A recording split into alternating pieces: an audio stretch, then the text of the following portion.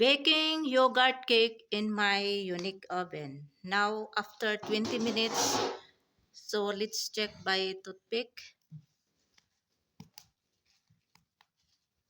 Ayan, so this is already dry. So this is already baked. Ito na yung yogurt cake. Ayan oh. Tinanggal ko na sa sa tray dito sa baking paper. Ayan. Ito yung sa niya ilalim. So slice natin para matikman natin kung anong lasa.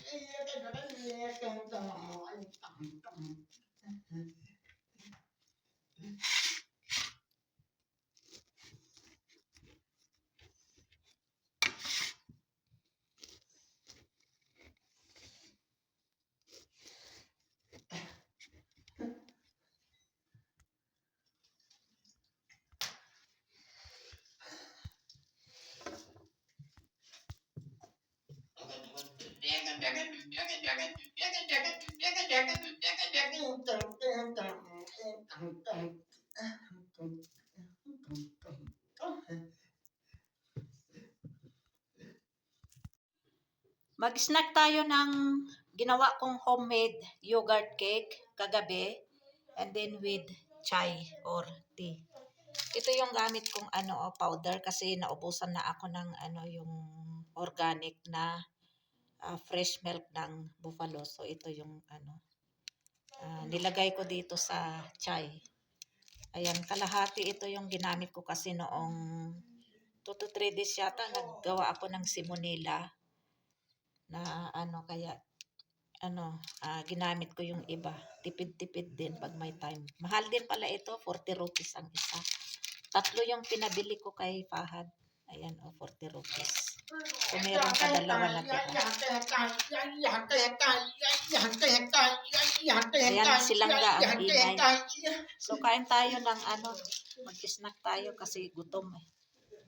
Mamaya pa ako mag-lunch. Na 12 past 12 noon na. So, mamaya pa ako mag-lunch. Kasi kaninang umaga, 6 o'clock yata, 6:30.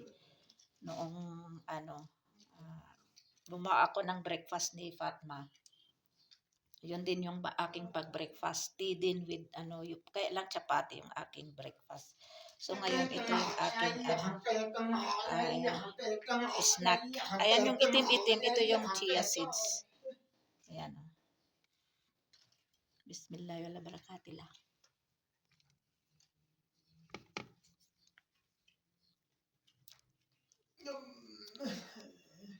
Masarap siya. Gustong-gusto ni Fatma. Yung iba, 2, 4, 5. 2, 4, 5, 6. Yung ibang slice, kinain din nila kay with chai. Si Fahad, kumain din siya ng 1 slice. Tapos si Langga, kumain din ka ilang kalahati. Hindi siya masyado sa matamis.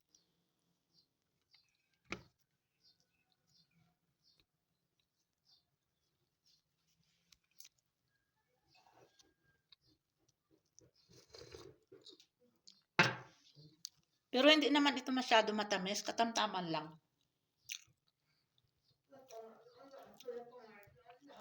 Na pala? Ramadan na pala.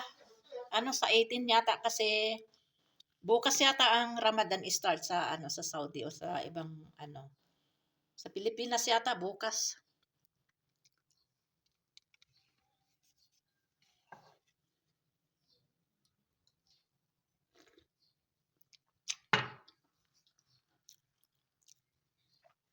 Kaya advance doon ng sa Saudi o kaya sa ibang lugar sa Dubai ganyan. Advance ng 1 day. So inshallah sa 18 ang first Ramadan dito inshallah. Kaya ito yung huling aking snack. 1 month din yung fasting.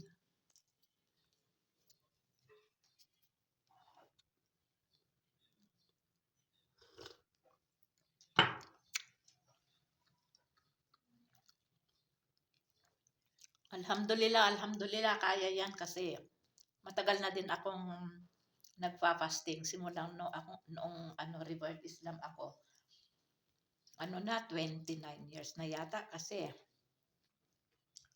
nasa Saudi pa ako noon nag Islam na ako bago kami kinasal ng ano asawa ko. 1996 yata.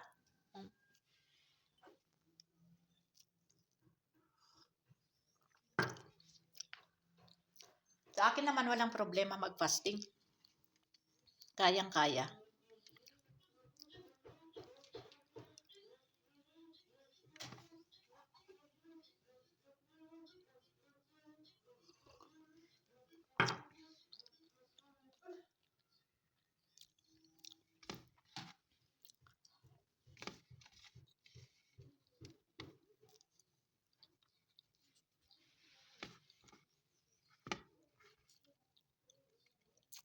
Yun sa ilalim niya, oh. Masarap siya. Soft naman siya. Hmm.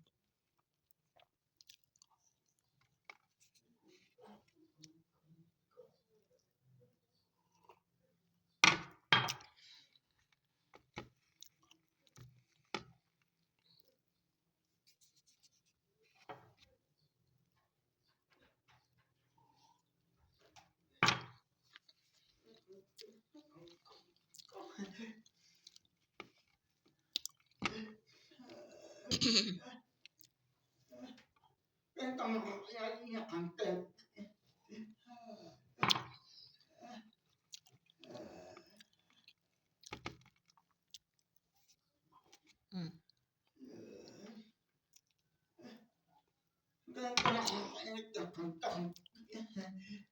Ayan, ubos na ang chai. Kaya maya-maya pa siguro ako mag-lunch mga 2 p.m. Kasi ano pa lang 12, past 12. So ito, busog-lusog na naman. Alhamdulillah ilazi at amawa sa kanumadyan namin al-Muslimin.